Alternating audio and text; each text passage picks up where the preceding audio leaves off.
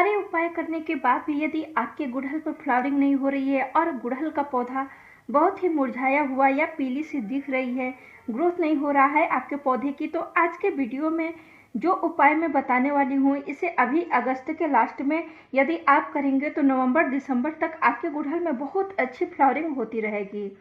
ये जो खाद मैं आपको बता रही हूँ इसका असर 3 महीने तक रहता है। 3 महीने के बाद भी रिपीट करने की ज़रूरत नहीं पड़ती है। गुड़हल एक ऐसा प्लांट है जो सालों साल फ्लावरिंग करता है और मानसून में तो आप गुड़हल की कटिंग लगा सकते हैं, लेकिन ये बात ध्यान रखें कि देसी गुड़हल की कटिंग ही लगती है और देसी गुड़हल है वही सालों साल तक फ्लावरिंग करती रहती है। और जो हाइब्रिड का गुड़हल है वो सर्दियों में फ्लावरिंग करता है। तो उस पौधे को स्वस्थ बनाने के लिए यूँ कहें तो रेडी करने के लिए अभी अगस्त के लास्ट में खाद आपको अपने हाइब्रिड गुड़हल में डालने होंगे। चलिए तो टॉपिक पर आते हैं कि गुड़हल पर ज़्यादा फूल कैसे लें या गुड़हल में फ्लावरिंग नहीं हो रही है तो क्या करें। देखिए, ये मेरे गुड़हल का पौधा है, काफ़ी पुराना है, इसकी स्टेम मोटी भी हो गई है, फिर भी ये फ्लावरिंग नहीं कर रहा है।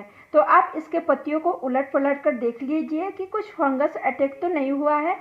ऐसा कुछ अटैक है तो आप नीम ऑयल का पानी में मिलाकर स्प्रे कर दें ताकि सारे अटैक खत्म हो जाए। और या एक पॉकेट शैम्पू लेकर 1 लीटर पानी में मिलाकर के उसको स्प्रे कर सकते हैं। स्प्रे आप हर 1-2-3 दिन पर कर दें। इससे कोई नुकसान नहीं होगा लेकिन पौधा स्वस्थ हो जाएगा। या जो खाद मैं बताऊंगी गुड़हल, क्रेप जास्मिन, मोगरा जास्मिन पर भी आप दे सकते हैं। क्रेप जास्मिन का पिछला वीडियो आप मेरा देख सकते हैं कि मैं इसमें कैसे यूज की हूँ खाद या जो भी कुछ है। देखिए, गुड़हल पर फ्लावरिंग ना होने के बहुत सारे कारण हैं। गुड़हल में यदि फास्फोरस की कमी हो सकती है तब भी फूल नहीं आते हैं। गुड़हल को समय पर प्रून नहीं किया जाता है तब भी फूल नहीं आते हैं। और गुड़हल यदि आपका तेज धूप में नहीं रखा है या कम धूप मिल रही है, 1 या 2 घंटे की धूप मिल रही है तब भी फ्लावरिंग नहीं होती है। गुड़हल को समय समय पर यदि आप फीड नहीं कर रहे हैं, यानी कि जो इसका भोजन है खाद ही वो नहीं दे रहे हैं, तब भी गुड़हल के फ्लावरिंग नहीं होती है। और ये सब कुछ आप कर रहे हैं, खाद भी दे रहे हैं, उसके बावजूद भी फ्लावरिंग नहीं हो रही है, इसका मतलब मिट्टी के अकॉर्डिंग खाद नहीं दे पा रहे हैं। यानी मिट्टी में जिस चीज़ की कमी है उस कमी को पूरा करना जरूरी है। यदि गुड़हल के पत्ते इस तरीके से मुड़ रहे हैं और पत्ते कटे कटे से हो रहे हैं तो आपको एक कंप्लीट फर्टिलाइजर देना पड़ेगा, यानी कि एनपीके, नाइट्रोजन, फास्फोरस और पोटेशियम, इन तीनों का मिश्रण यदि आप अपने गुड़हल पर डालेंगे तो आपके गुड़हल पर सारा प्रॉब्लम सॉल्व हो जाएगा। तो सबसे पहली चीज़ है कि आप अपने गुड़हल की गुड़ाई कर दीजिए। यदि आपके यहाँ बारिश हो रही है, मेरे यहाँ देवरिया में तो बारिश हो रही है, लगातार 2-3 दिन से बारिश हो रही है, तो मिट्टी ड्राई नहीं हो पा रही है। लेकिन जब आपकी मिट्टी ड्राई हो तो ऐसे गुड़ाई आप कर ले। गुड़ाई करने से जो काईनुमा चीज़ बन जाती है वो परत हट जाती है। उस परत के हटने से जो भी आप फर्टिलाइजर डालते हैं एक तो जड़ों तक आसानी से चला जाता है, वो वैसे ही लेयर मिट्टी के ऊपर जमता नहीं है। और यदि आप बिना गुड़ाई किए खाद देते हैं तो कई बार मैंने देखा है कि जो खाद आपने दिया है वो मिट्टी के ऊपर ही जमा हो जाता है और धीरे धीरे वो फंगस के रूप में क्रिएट हो जाता है। इसलिए गुड़ाई बहुत ज़रूरी है। जब किसी मिट्टी की गुड़ाई करते हैं तो मिट्टी कुछ इस तरह से नज़र आती है। दूसरी चीज़ ये है कि अभी तक आपने प्रूनिंग नहीं किया है अपने पौधे में तो आप प्रूनिंग जरूर करें। और इस चीज़ का आप ध्यान रखें कि जिस भी सोइल में आप लगा रहे हैं तो वह वेल ड्रेन होना चाहिए, साथ में उस पर पानी नहीं जमा होना चाहिए।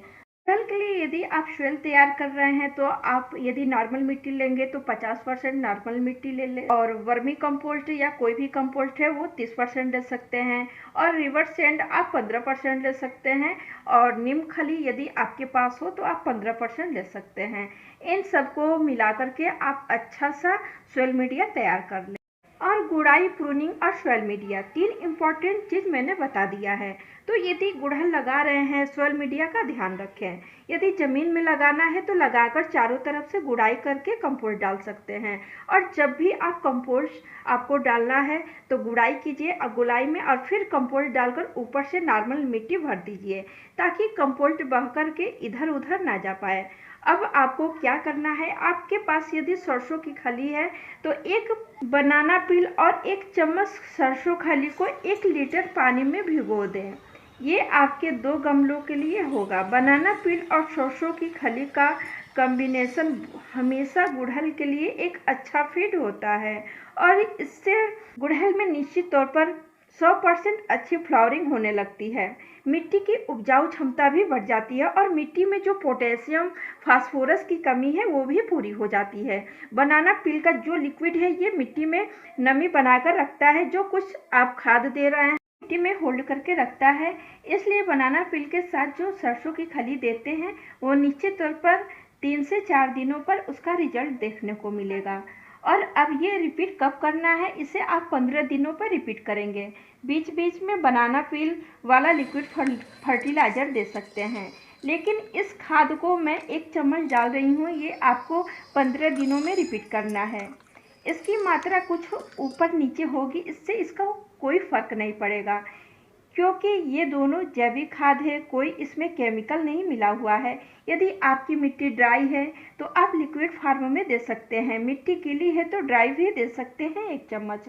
और इसके बाद आपकी मिट्टी ड्राई है तो वाटरिंग कर दें, और यदि गीली है तो 2-3 दिन के बाद कर दें और गुड़हल को धूप में रख देंगे और आप देखेंगे कि कुछ ही दिनों में कलियां बनना शुरू हो जाएंगे।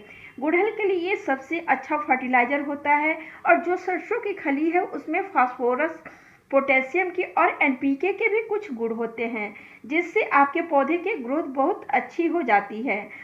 और अब यदि सरसों खली का आप इस्तेमाल करेंगे तो सर्दियों तक बहुत अच्छी गुड़हल में फ्लावरिंग होती रहेगी।